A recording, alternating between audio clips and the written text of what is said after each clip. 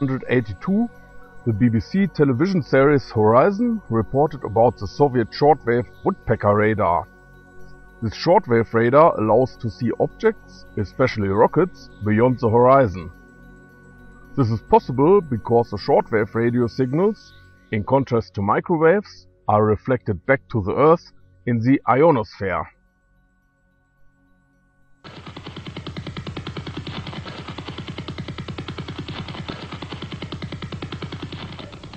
The noise is called the woodpecker because it makes a pecking noise 10 times per second. It's been going on since 1976 and it's blotted out radio transmissions on frequencies between 6 and 20 megahertz. 10 pulses a second is extremely low frequency. The woodpecker's been traced to Latvia. There seems to be a second transmitter near Kiev and a third further to the east. It's not jamming, it's too random, so what are the Russians up to? One analysis says every woodpecker pulse carries a sophisticated code. Each pulse lasts 3,100 microseconds. Over a sequence of 100 microsecond intervals, the signal is counted as a zero until it reverses phase or direction. Phase reversal changes the 0 to 1. Each further reversal alters 1 to 0 and back again until all the pulse has been transmitted. The final list gives what's called a maximum length pseudo-random binary sequence, a unique code. When a signal is returned from an approaching object, it can only be used if its pattern matches precisely the pattern of the transmitted signal, a sort of key that fits into a lock. Hi folks, I'm Alan Watt and this is cuttingthroughthematrix.com and Alan Watt sentientsentinel.eu. This is May the 18th, 2007. Tonight I'm going to go into a complicated field of political control, which is based on very high modern weaponry that has been around for a while actually and been tried and tested so that they know that it works at the top. Developed by the military-industrial complex, used on large areas of populations where the effects were relayed back to government agencies through doctors' offices, social work departments, police, ambulance, so many services which gave the data on human behaviour as it changed, while types of pulsed energy was released in directed areas over populations, using different frequencies to see what the different mental effects would be on those peoples. Old stuff really, which was used at least on a smaller scale back in the 1950s by some of the departments within CIA and MI6 who already had microcircuitry before the public even heard of a transistor for the old circuit boards. They had portable ones back then. Zbigniew Brzezinski wrote about some of this briefly, just touched on it, in a book called Between Two Ages, in the section entitled The Technotronic Era. Technotronics was a term he used. It has other names as well. Biotronics and others beyond that. Various branches of science coming together, medicine, electronics, and specialized weapons companies, and computers, to bring all this into fruition on a larger scale, a more predictable scale, predictable outcome.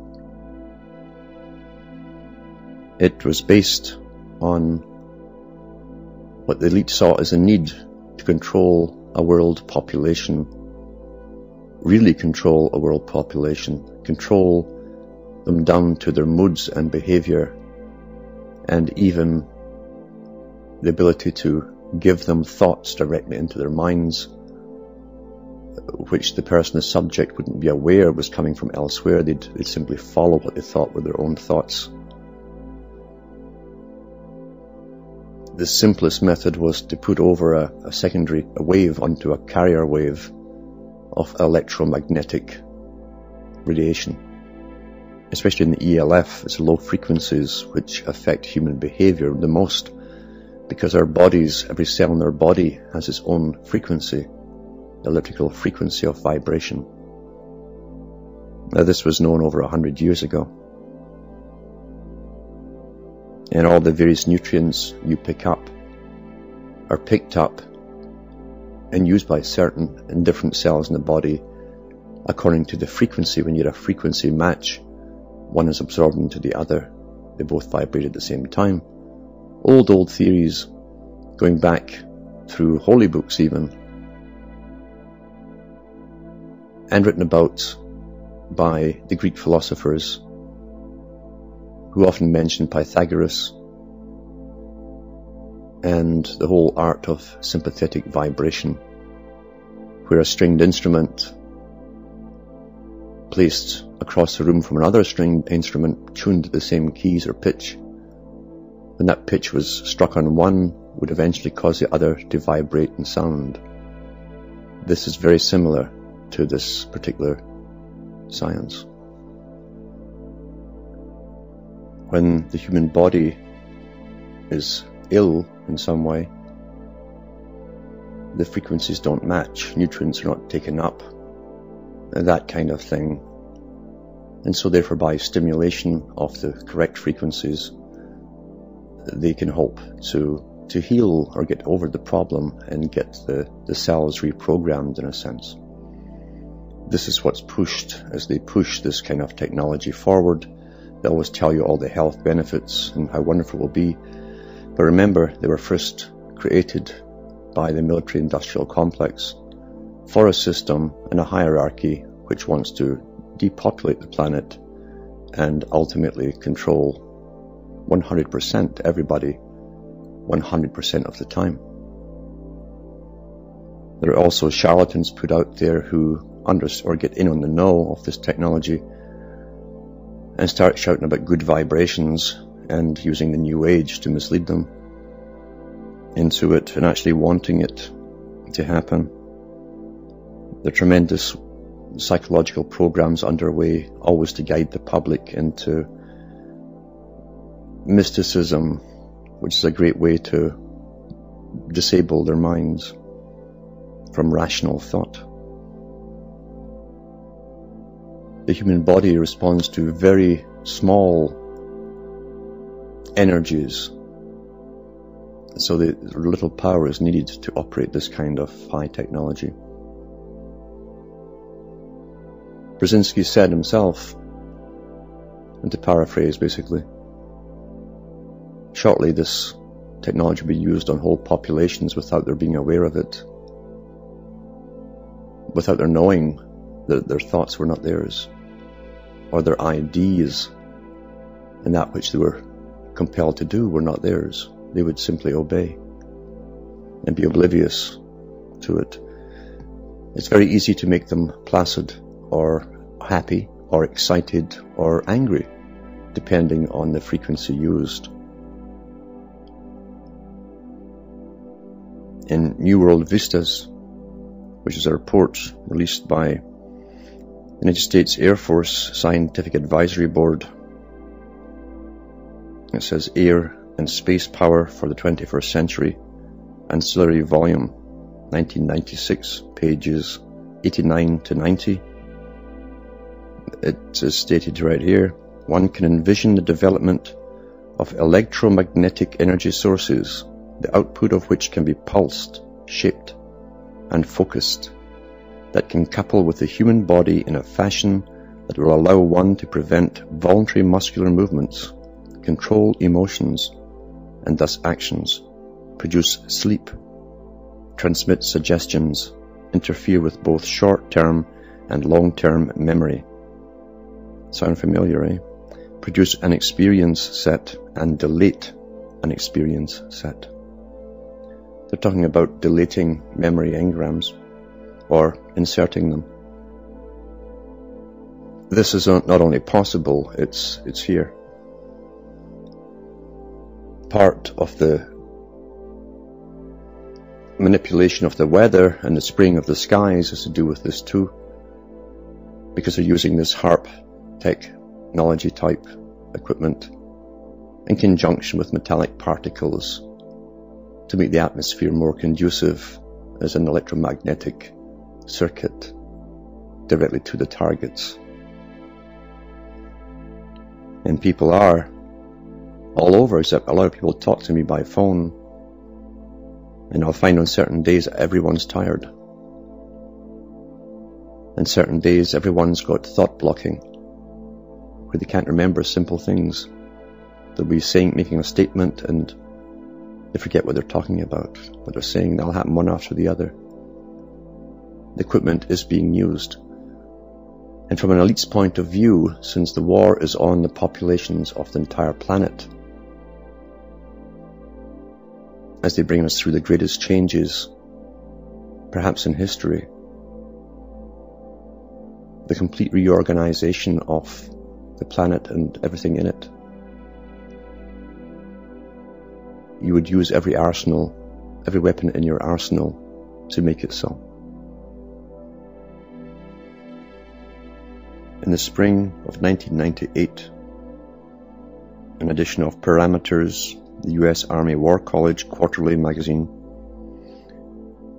they put an article out by Timothy L. Thomas called "The Mind Has No Firewall."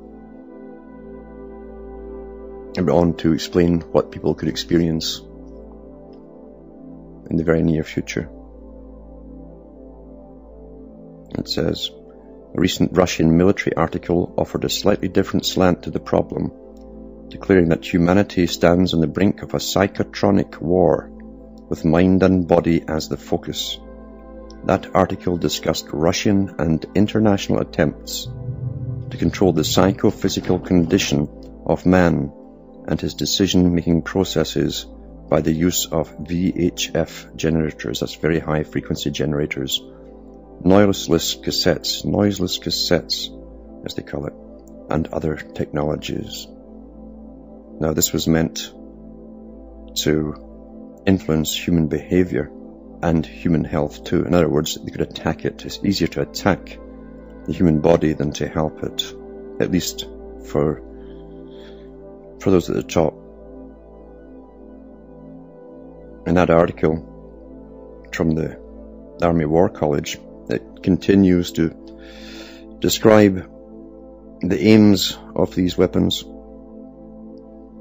and say that they can confuse or destroy the signals which are going on inside your body that keep you alive and functioning properly. And they put it down to information warfare. Now, who'd have thought that information warfare would actually also mean it's the information passed by minute electric currents in your own body, from molecules to subatomic molecules almost, to keep you healthy. That's what they've been working on, destroying and controlling. They can also put a voice right into your head,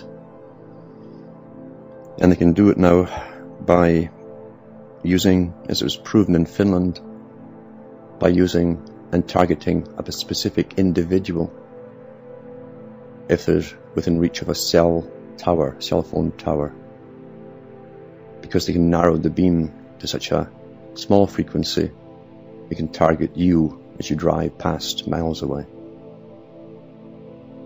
To continue with the mind has no firewall, it goes on to say the body is capable not only of being deceived, manipulated or misinformed, but also shut down or destroyed, just as any other data processing system. The data the body receives from external sources such as electromagnetic, vortex, or acoustic energy waves, or creates through its own electrical or chemical stimuli, can be manipulated or changed, just as the data, information, in any hardware system can be altered. This is all to do with to be used on humans. And what they would talk about and they prattle on about is how they could confuse you or overstimulate you so that you would make misjudgments. And they could also affect your motor activity, your psychomotor activity, your walking. They could immobilize you. These are weapons which can be used at certain frequencies and energy strengths to either immobilize or kill. It's old Star Trek stuff. If you think the Star Trek authors had great imaginations or used crystal balls, think again, because that was predictive programming. Gene Roddenberry was a member of NASA. He sat in on their meetings and he knew about these sciences. He knew where they were going. A good article to read too was put out in The Economist. That was May 2002. The headline was "The Future of Mind Control." Well worth reading. They do put it out there as though we're just objects to be used. Probably, as I say, guzzle our information, our entertainment, our sports, and all of the other rubbish they give us. He was occupied thinking, we know what they're saying, but we don't believe them. They'd never do that to us. We've been conditioned, you see, to believe that somehow those in higher authorities are special people, more altruistic than even we are, when the opposite is true. The psychopaths climb to the top, and they will do what you would think of as being the unthinkable. They have no problems doing that. That's why they get away with it. Some years ago, a booklet appeared out of nowhere, which was called Silent Weapons for Quiet Wars.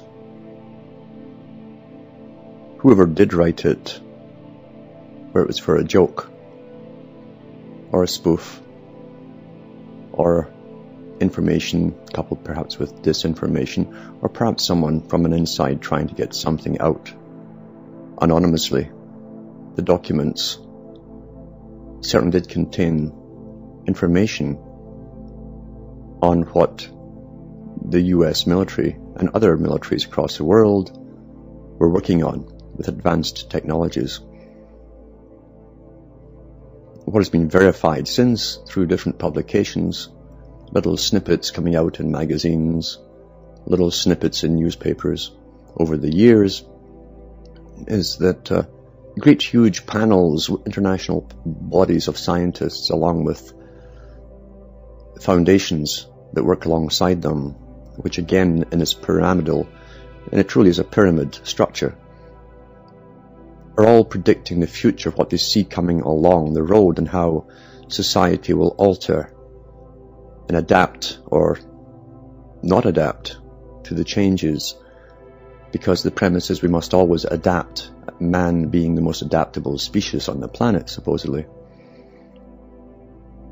And we certainly do. We adapt to the technology that is presented to us. We adapt very quickly, especially when it's promoted to us, and it becomes even a method for almost survival in a system such as the electronic age, where computers are almost a necessity. They have to be a necessity, not for a long-term full goal, but as a part-term project to get us used to being all hooked up, basically, before we go towards the next step of virtual reality. And it'll be very simple to accept a chip in your head. We're being trained to accept step by step the end product, which is already designed. Everything along the way is just another mousetrap to get us further along. into the big mousetrap, the goal. In the late 90s, I was working under a truck in a summer when I saw, it was a really beautiful sunny day. It was like a strobe effect that you see in a nightclub or somewhere, or on stage. And I thought, boy, I'd be under this truck too long. So I got out, stood up, I felt fine. It was still going on. It seemed to be all around. I went into the house, turned on immediately the radio, and I got, along with the strobe that I could see, I heard this crackling on the radio. So there was a powerful signal coming through the spectrum, the radio frequencies, into the visual arena. I turned on the television, which also was hooked up to an external antenna, and sure enough, that also synced with a flash across the screen with every crack on the radio, which synchronized with the flashes I could see. It's been on for 20 minutes or so. And I talked about it in later shows. And what I found that night was a few people phoned me from different parts of the States and Canada.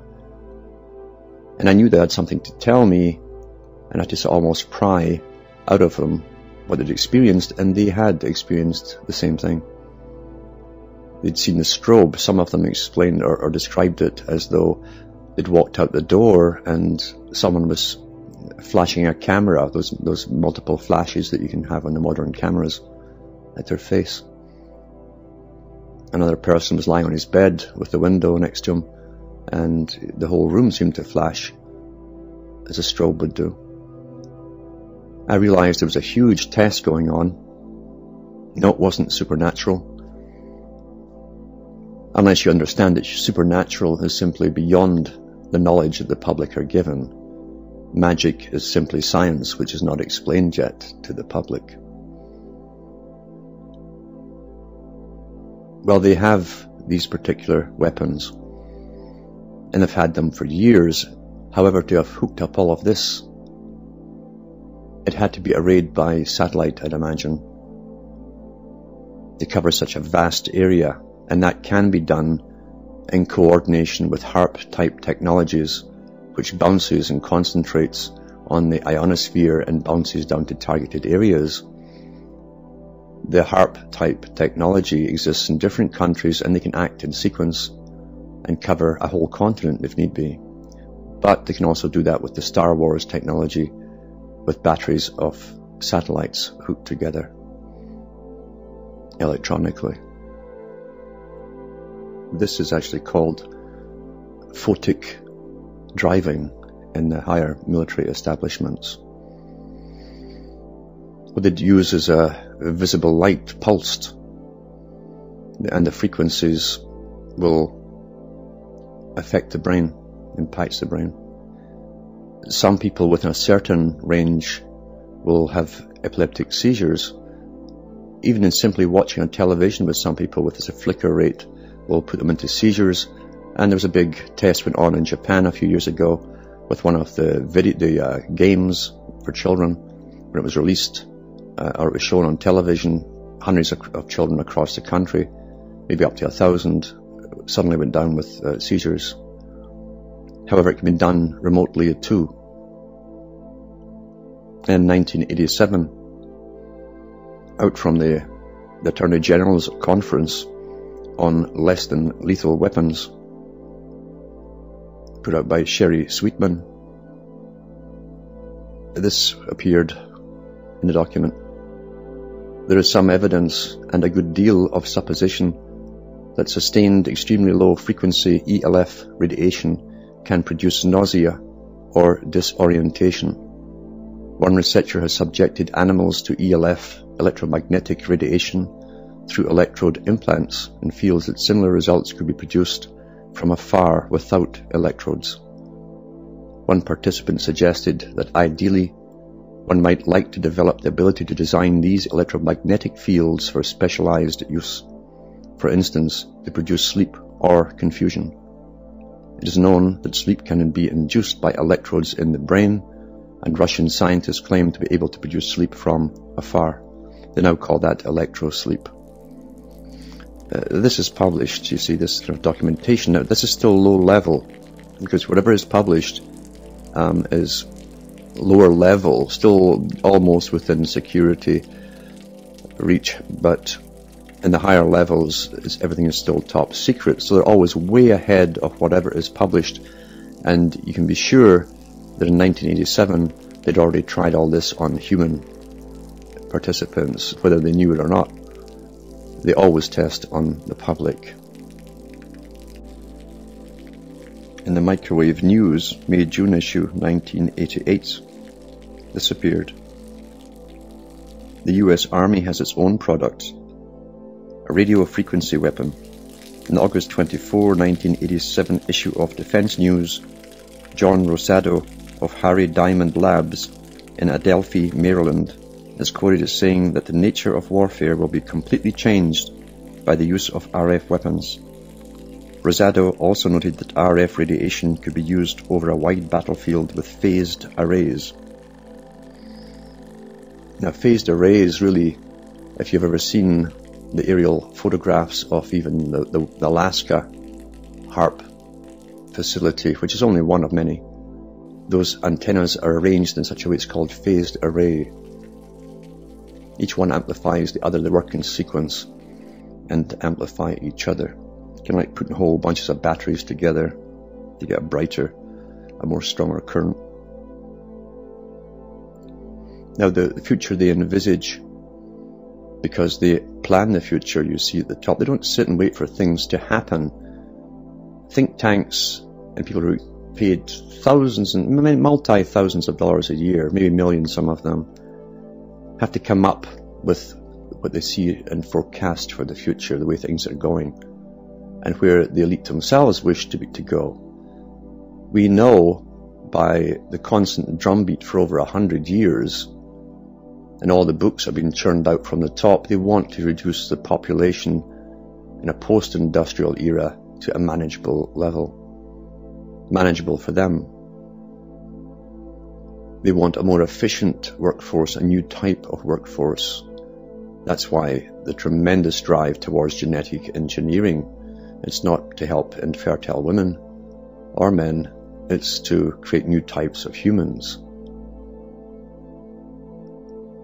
The old man, you might say, at the bottom is obsolete. His time is over, according to the big boys. And the road, really, since the end of the industrial age to where they're going, is the fallout phase, where the old system goes, the work is gone. All the factory workers can't suddenly go and learn computers and be geniuses, especially when you don't need so many people on modern computers working them. One operator now can do the work of many. They used to be employed even in the computer field 20 or 30 years ago. So what do you do with the surplus population who are consuming your world? They're consuming it, you see. What do you do? Well, you cull the population. How do you cull it gradually? There are many ways to do it. And of course, the easiest way is simply to make them infertile and wait as they start all dying off eventually, and eventually the last ones go over an 80-year period. Or you're always planning the future. Let's get them all into habitat areas first, or during the process, where we can manage them more easily and control them, because there will be riots eventually, according to the Ministry of Defence from Britain, and the article in the Guardian from a few weeks ago, what they foresee for the future. They see mayhem and chaos in the Western Hemisphere and spontaneous riots, etc. Well, what would cause Joe Sixpack and Jane Soap Opera to suddenly revolt or protest or whatever? It's because big changes are coming, and the lifestyle they're used to is to be gradually taken away. Maybe not so gradually, in fact. People think they never do that. They need the money for the oil. They've got to keep gasoline going. They need cars. if you believe that, you've swallowed the old story that there's actual competition at the top. You have to go into the history to find out how corporations started.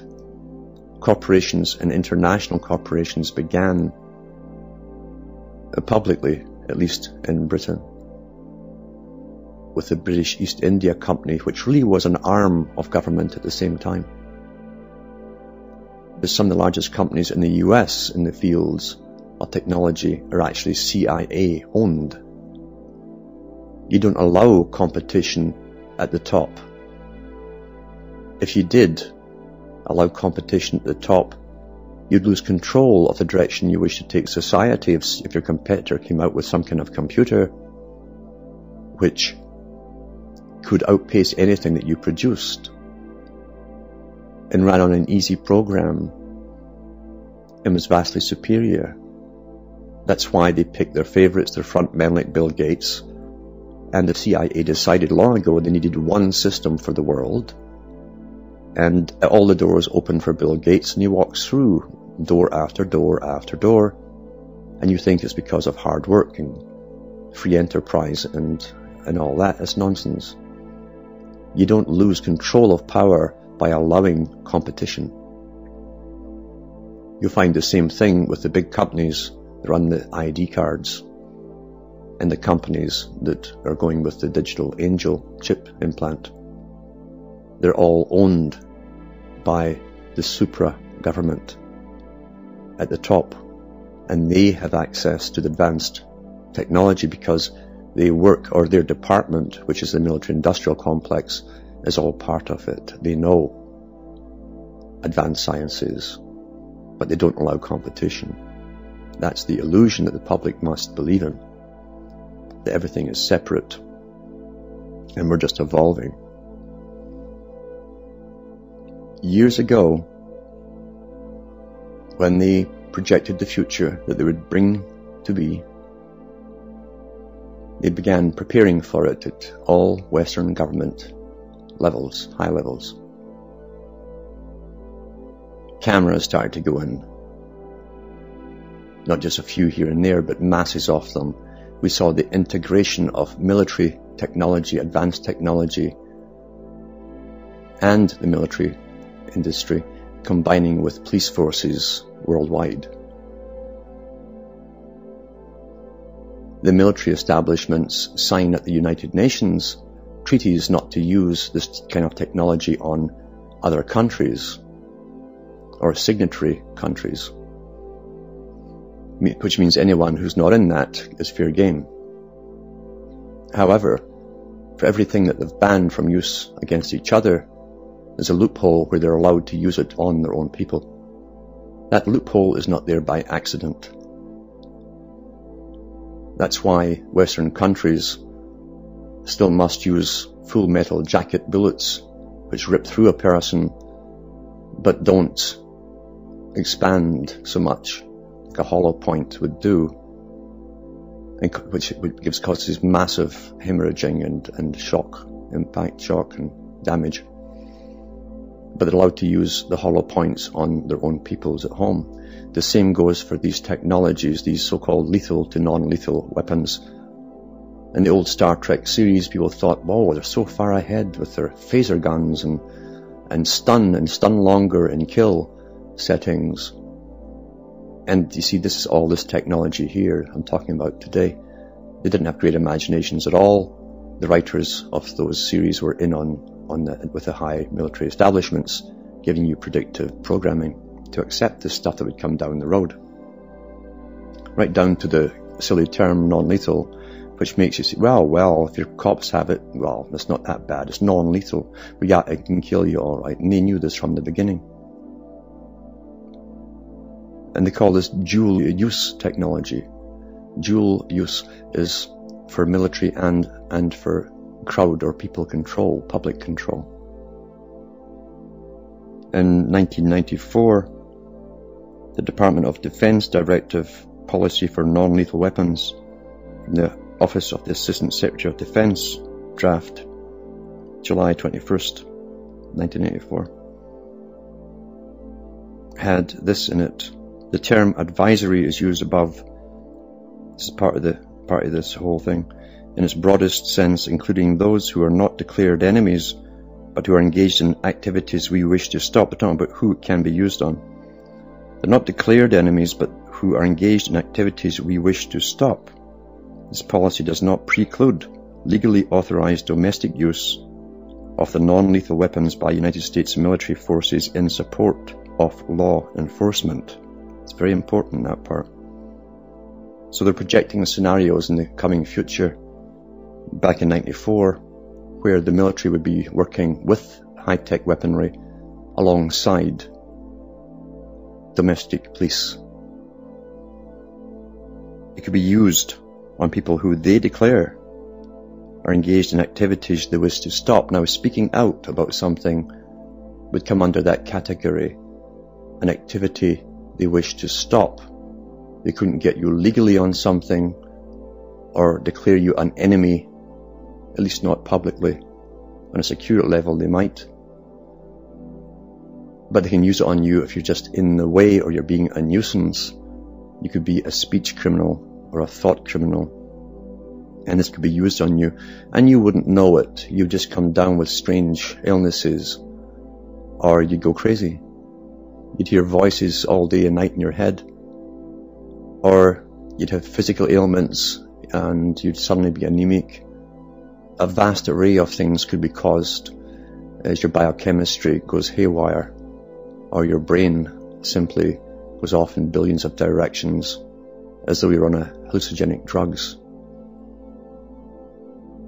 And it could permanently disable you physically or mentally or both.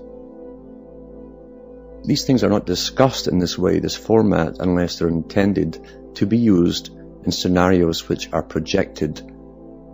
They're projected because they understand the agenda, the future that's been brought upon us. It's here.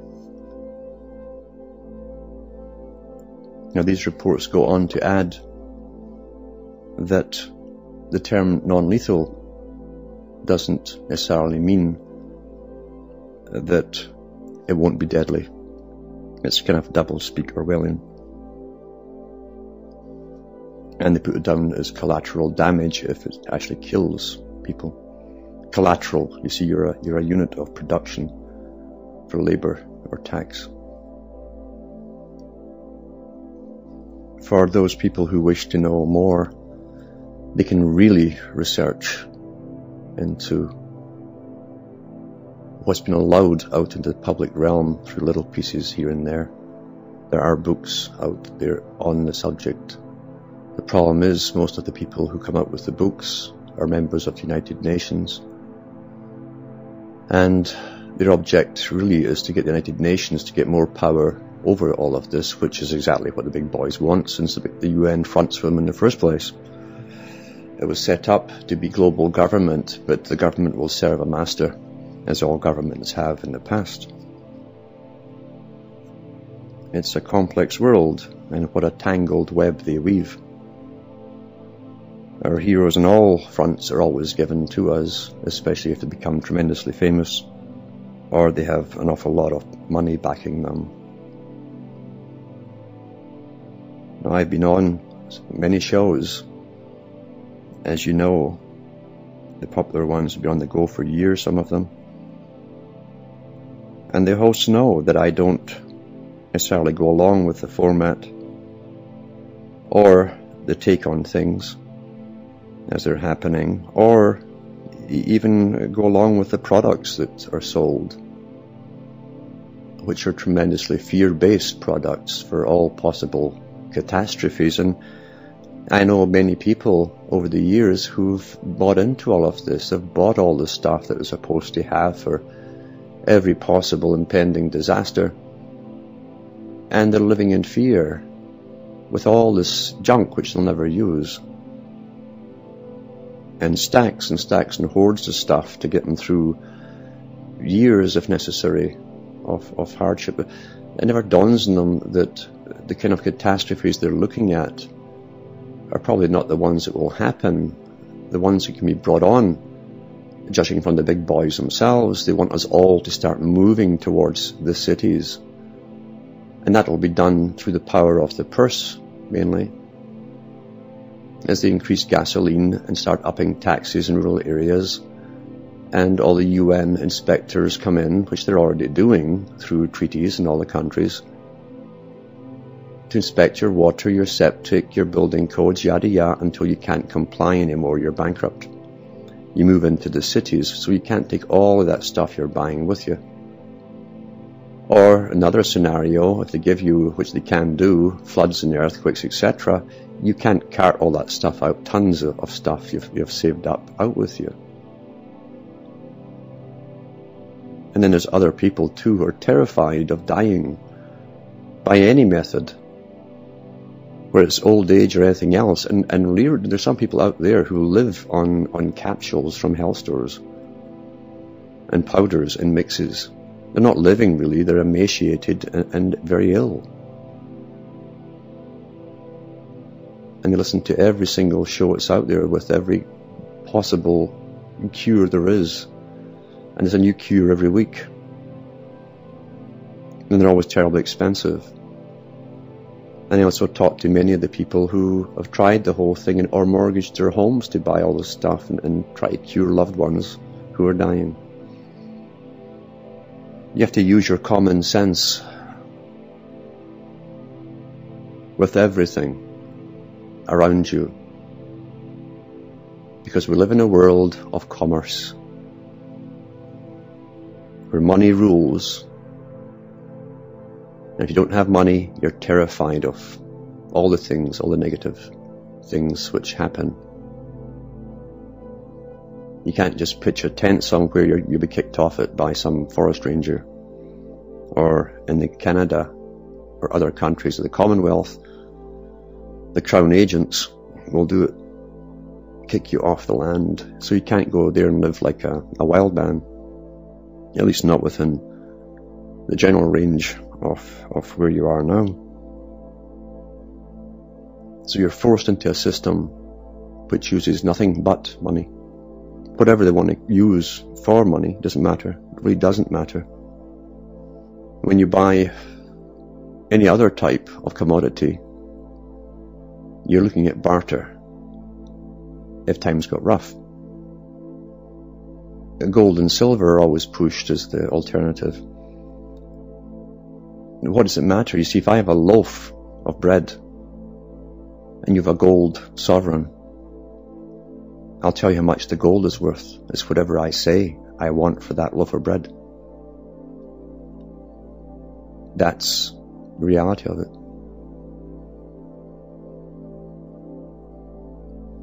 Now, people should obviously be prepared for the smaller emergencies. There's enough dried food to get them through any bad weather. Since they're bringing the bad weather on, it's all under the Air Force's control now. As they admitted themselves in a newspaper article a few years ago, when the closest they came to admission was to say they'd shortly own the weather. Well, they do own it, you see, now. And anyone who looks up and sees the skies being sprayed will know that for themselves. They can see it every day. The people with the bronchial problems, the new normal now is for adults to suddenly get allergies or asthma. Never had it in their lives before, now they suddenly get it, the new normal. And that's what they'll teach the next medical bunch coming out of university. It's the new normal. They won't know the previous normal, you see.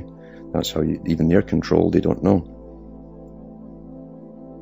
It's quite easy to control people when you make up the curriculums for every intake and output. They don't know any better. They don't know their science's history or the previous generation's history within the same field. They're easily misled. Just as now it's normal for 1 and 2 to have cancer. And that's what they're taught in medical school. They're not taught that it wasn't always this way. In ancient times, much was written about tyrants. Tyrants really didn't have the connotations it does today, because the people lived under the same kind of rule, really, no matter what they called their form of government. A tyrant was just a dictator with all powers, which is no different from a bunch at the top, all working towards the same agenda. Then you had autocracies and aristocracies and even theocracies. Doesn't matter if it's a group or one person. So they simply call the one person one with full power over the public as a tyrant. His word was law. He went by what he said that day. That was law that day. And if he changed his mind the next day, that was now law.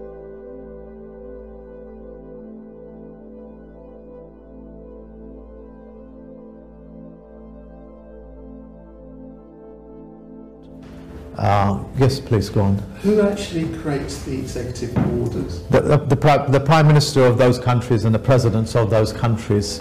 And who's actually instructing the Prime Minister? The UPU. UPU? Yeah. So who exactly is that body? The IMF family, the Vatican. Whereas the formal types of governments they introduced gave a semblance of rules of law, which supposedly they wouldn't change except in emergency. Then in came a dictator. And it was always under the guise of keeping safety and security going. You can't have both, you see. You either have one or the other. And so the greatest trick with all tyrants was to create riots or terrorism, blame the public or blame terrorists within the public realm, even when they paid the army to do it. And then say they take your freedoms away for security reasons. It's still used today, hasn't changed. For those who wish to look further into the technologies of mind control, you can do your own searches. There's lots of little snippets being given out over the years. One of the talks about it was given, or the spiels about it was given through the magazine called The Economist in May issue 2002. It was on the front page. It was called The Future of Mind Control. It should be understood that there are many of these facilities worldwide. The ones that the public have been given information about, such as the one in Alaska, owned by the US. The other two owned by the US. One is in Norway, one is in Greenland. I believe they have another one in Australia. And no doubt many more. And I believe they also have portable ones. I've seen some setups, odd setups, set up in fields in the past. Definitely military type trailers with all kinds of strange arrays on top of them. So they can move them around. This is all to do with ultimate control of the entire planet.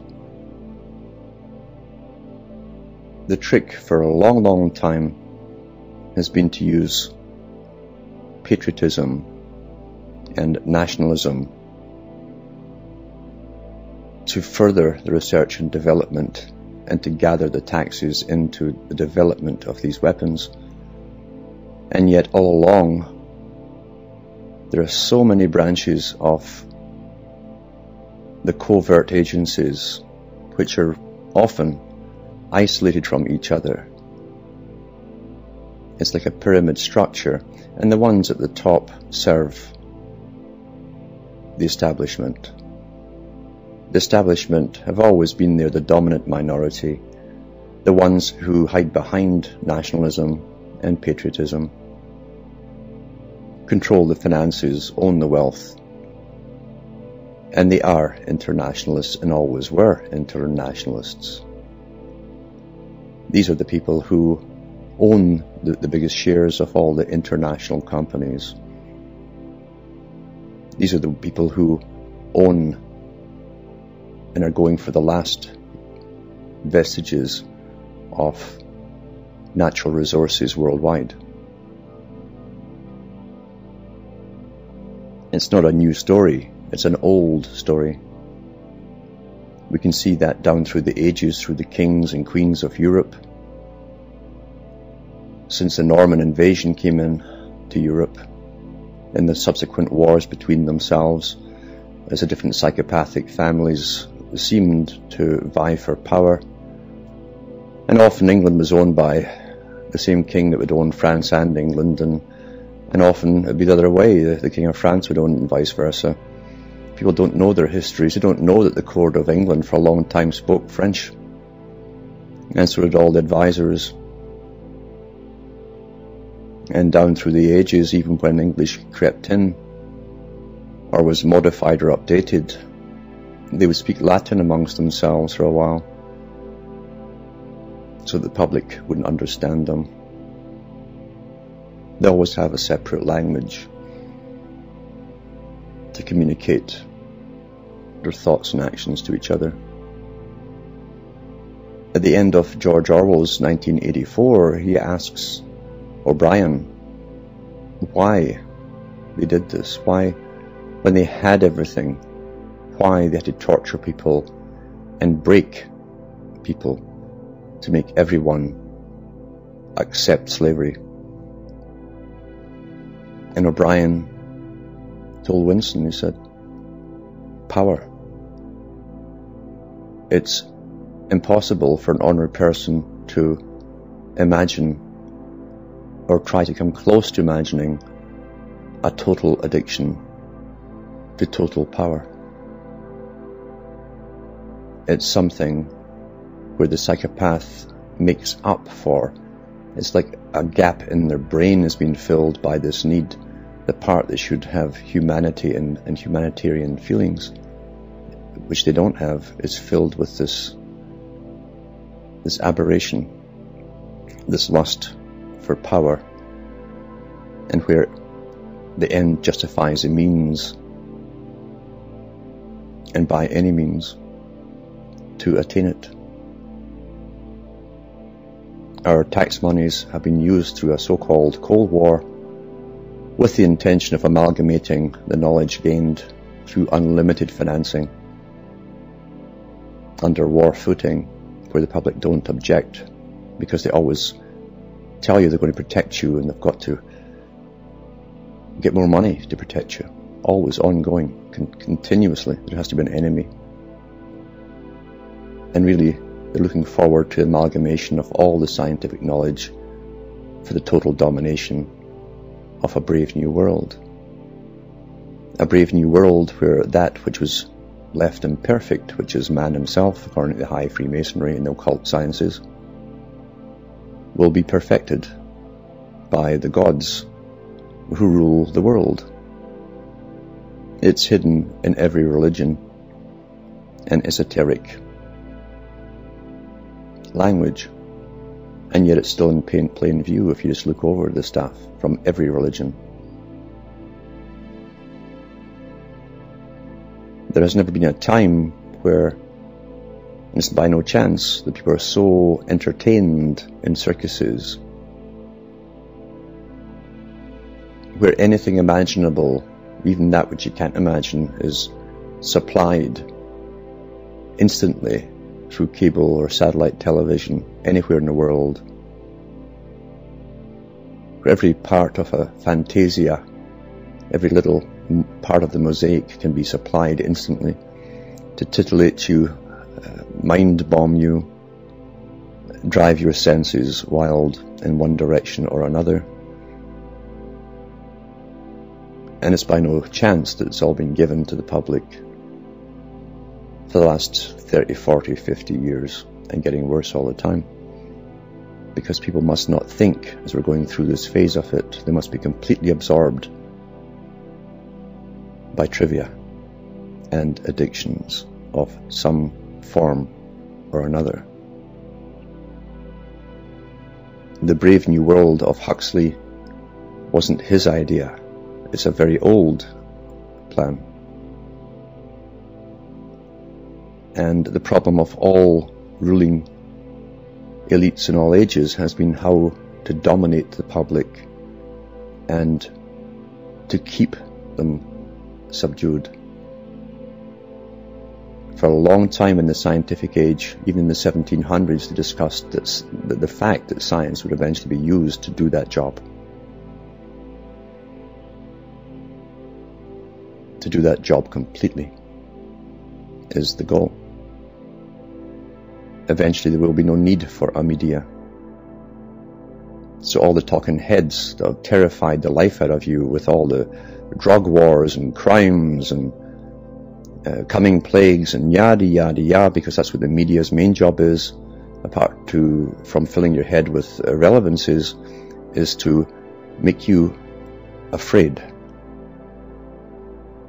until you're scared to walk out your door. And that's why the law enforcement agencies come military agencies, which are all combined now anyway. Love it. It's the stuff they thrive on to expand their forces and powers. Polls are constantly taken when there's even a shooting in Toronto to see what the public think, and the media goes into overdrive. And one of them, when one shooting occurred, and Toronto doesn't have that many, because occasional outbursts mostly through gang members, on gang members. But one of the polls they took when one person was shot, interviewed people, and I'm sure they selected who they interviewed, at least the ones that they kept to record and play back to the public. And it was mainly elderly women who said they were terrified now to get out the door. They had done it every day of their lives and nothing ever happened, but suddenly they were terrified because the media created an impression everything was so awfully unsafe. Power, as has been known to exist by a dominant elite, demands enemies to keep you safe. And the impression of enemies everywhere is easily given to the public through media overdrive. We know that the massive problems caused by drugs were no coincidence whatsoever. The media drove the drug use beginnings back in the 60s. The military had already been practicing with it, testing it on members to see how it affected their behavior. Did it make them docile? That's what they were really after. And LSD flooded countries, the Western countries, almost instantly. It was all planned that way. The students used to report sacks or garbage bags full of pills being thrown over the walls from limos, over the university walls. And the BBC, that's part of the British government, and all their musical shows, beginning with Top of the Pops and all of this stuff, interviewed people who were absolutely stoned on camera and then giggled about it like, aren't we naughty, to encourage the young to get into all this. Then you go back in the old books of the military and the higher elite of the CIA, and they discuss doing that very thing, how to get the public first on drugs and then later on control them electronically. Whistleblowers have come out in the past from special forces and talked about the fact that some of the special forces are working to bring the drugs in. Other ones who don't know about it are working to try and keep them out. The music industry was used to bring in hashish, to get that popularized. And one stoned pop star after another was interviewed ad nauseum on television in these silly shows, just to get it all going, to make it all the rage, because, as Huxley and others said, the young mimic what they see. I've known various people over the years who have gone round giving talks on what they understood was coming on the world, trying to warn people about what was really happening. Some of them burned themselves out doing it. Some became disgusted at the public who would hear them, understand on some level, and then turn back into their little addictions. Everyone has them. Whether it's switching on the television and zonking out or whatever, everything that's been given for circuses attracts people back in. They want to belong to what seems to be a more safer world because they believe it's been controlled by experts. They want to believe that so badly. And they've heard all the excuses, well, what can I do? It reminds me of, once again, what Orwell's character Winston said. It's not so much just trying to get through every day, pretending to be one of them, one of the mind-controlled ones. He says it's trying to hold on to your humanity that's the hardest. And so for those who are still going out there to try and inform people about what's going on and what's shortly to come, what is coming and what's happening, in fact, it's an ongoing process, this. I tell them to try not to blame the public. There are those who will simply never understand because they're beyond help. They can't understand. The control and indoctrination is too complete for them. It's better to take your energy and your knowledge and try and educate those who are asking questions, who are trying by their own to get out of the loop. They know something is wrong.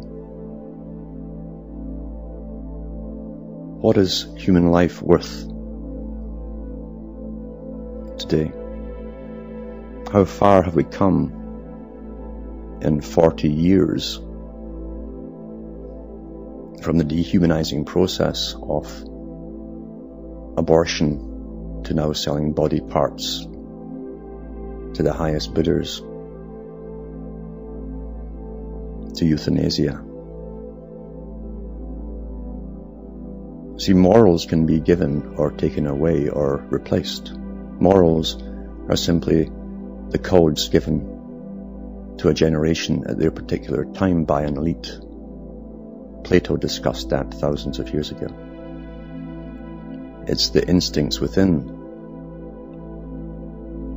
which is your voice of conscience, which tells you really what's right or wrong, no matter who or what expert tries to build you up, to accept something, to make you do something. Conscience can't be totally destroyed as long as we are still human. How much is life worth today? At one time it was held to be sacred.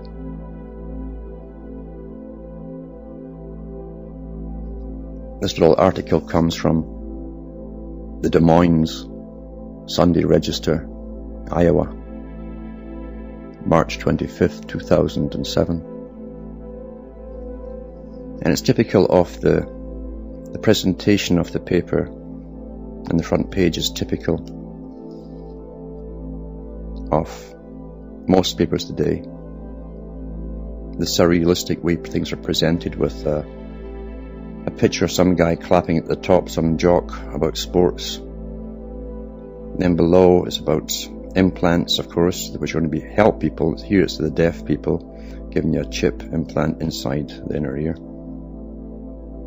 But at the bottom of the page, tucked away, next to a joke, junk in the trunk joke, is this little article by Thomas Zambito from the New York Daily News.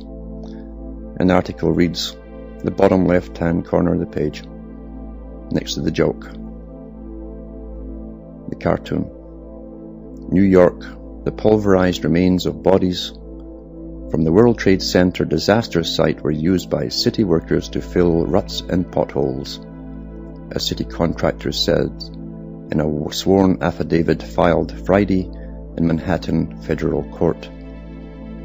Eric Beck says debris powders known as fines were put in a post-hole filling mixture by crews at the Fresh Kills landfill on Staten Island, New York, where World Trade Center debris was deposited after the September 11th attacks.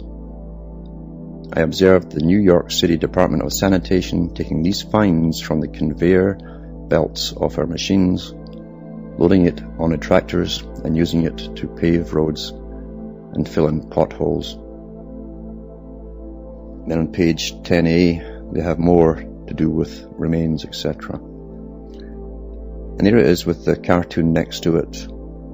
The happy stuff, happy again with a double meaning, because the chip implants are going to be promoted as being good for you as it promotes into cyborg time. Like science is good, you see. Science is the answer to all ills. And then above it, above the headlines, at the very top of the page, there's the jock with the sports stuff, clapping his hands with a big, odd grin on his face. Surrealism. And the news is presented the same way on television every night to keep the main anchor people there for years and years so that you grew up with them, and would father ever lie to you or have an ulterior motive in the way he parrots the news that he's given to tell you, as though he'd done it all himself or herself. Fear alters perception. And that's all you get pulverized with the media. Is impending disasters, real, fake, possible, future, to keep you on edge and to obey everything in the system, as the following song will show. From Hamish and myself, it's good night, and may your God, may your gods, and some humanitarian ideals go with you.